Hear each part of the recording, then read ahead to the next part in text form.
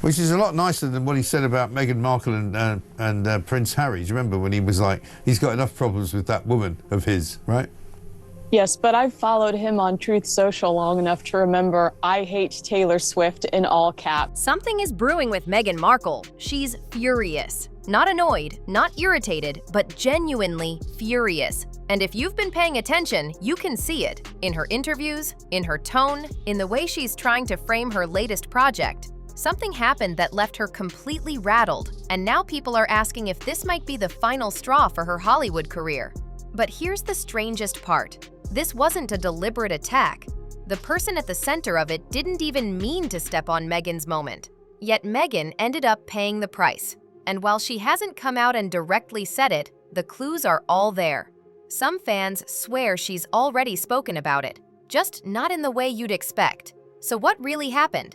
Who is Meghan secretly furious with? Let's start at the beginning.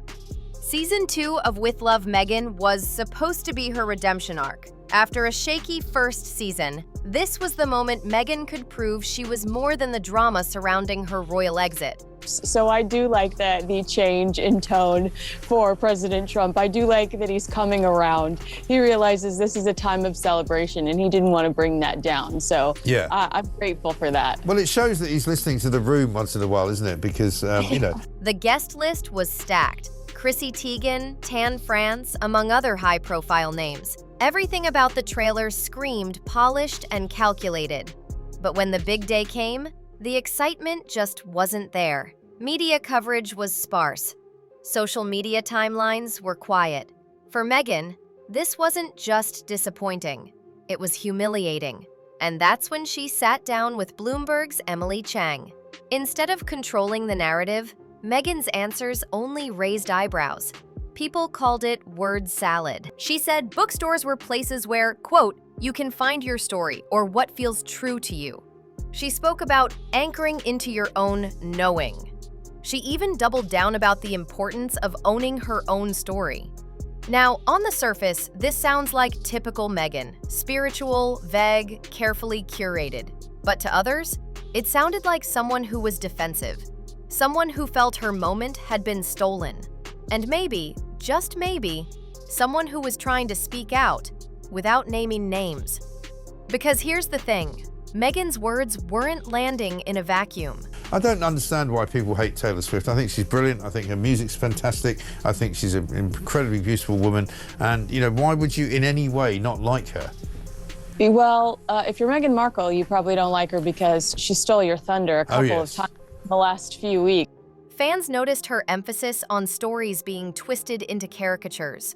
They noticed the edge in her voice when she insisted on showing who she really is. It didn't sound like a woman celebrating her show's launch. It sounded like a woman frustrated.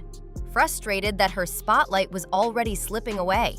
And that's because right when Meghan thought she'd finally secured her big moment, something else happened. Something massive. And Meghan, she never stood a chance against it. And in just a second, I'll reveal exactly what eclipsed Meghan's comeback and why she hasn't been able to shake it since. You guys, I am still in shock over this one. On the very same day Meghan's Season 2 trailer dropped, Taylor Swift appeared on the New Heights podcast with Travis and Jason Kelce and casually announced her brand new album, The Life of a Showgirl. The world stopped. Pre-orders crashed her website. Hashtags exploded. Cities lit up in orange lights. It was a cultural moment, and Meghan Markle's big comeback was instantly invisible. This wasn't sabotage. Taylor wasn't aiming at Meghan, but the sheer force of Swift's stardom swallowed Meghan's entire launch. One insider even claimed Meghan was fuming behind the scenes, saying her news cycle had been hijacked. And though Meghan hasn't named Taylor directly, those cryptic comments in her interviews suddenly make a lot more sense. So when Meghan dropped the trailer for With Love Meghan 2, and it was supposed to be a big surprise that was coming out, Taylor sat down and did a podcast around the same time with Travis Kelce, which broke YouTube records. Right. So many people watched it live. So many people watched it after the fact. Here's where it gets worse for Meghan. The comparisons. Taylor is praised as authentic. Meghan is accused of being curated. Taylor gives million-dollar bonuses to her tour crew. Meghan faces staff burnout rumors. Taylor's surprise announcement breaks the internet. Meghan's carefully planned trailer barely trends. One headline even declared Taylor the real people's princess, a title that must sting Meghan, who has spent years trying to rebrand herself in America. And the public wasn't kind. Online reactions ranged from calling Meghan's words nonsense to mocking her timing to outright saying she should quit Hollywood altogether. Others defended her, but the balance was clear. Meghan had been crushed by someone who didn't even know she was competing. But to understand why Meghan's so furious, we have to rewind further.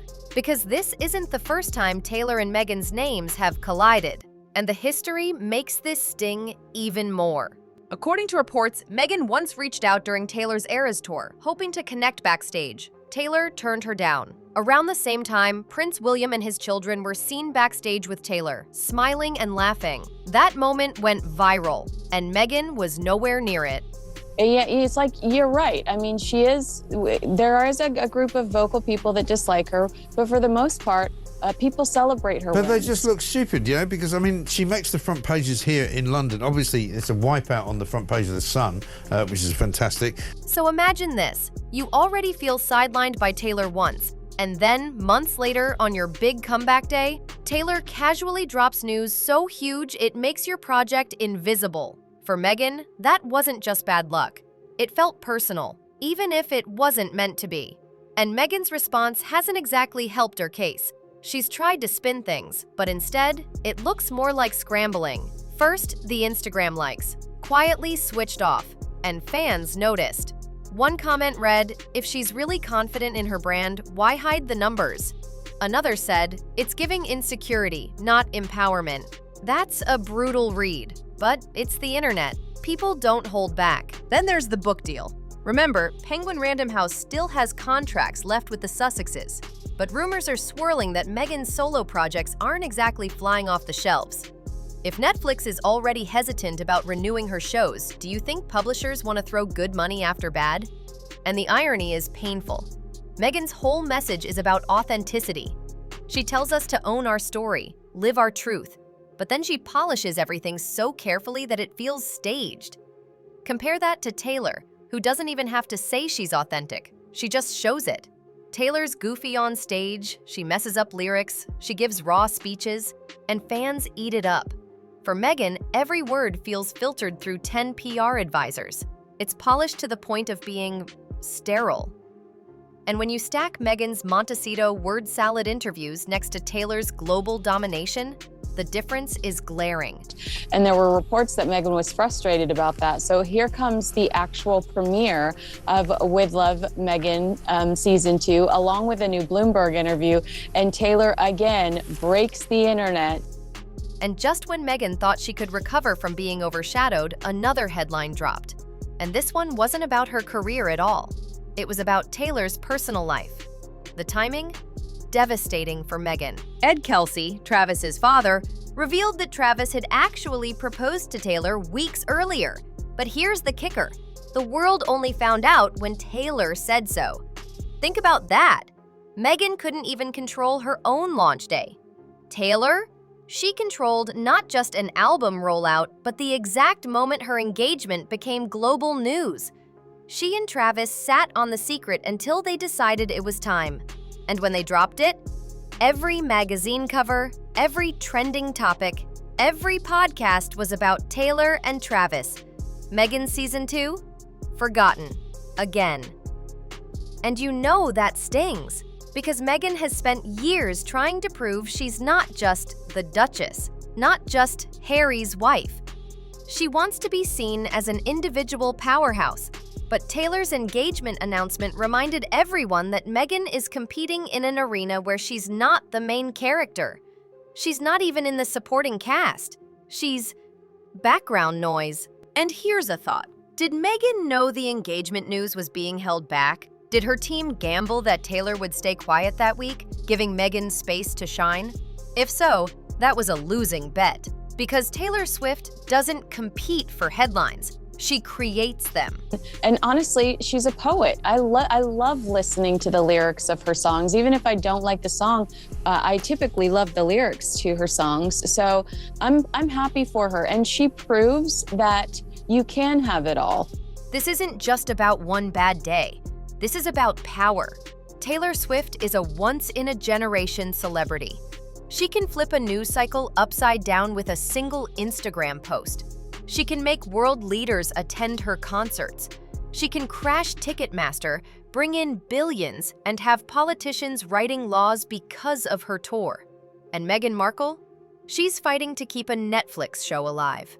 That's the brutal reality. And the comparisons keep stacking.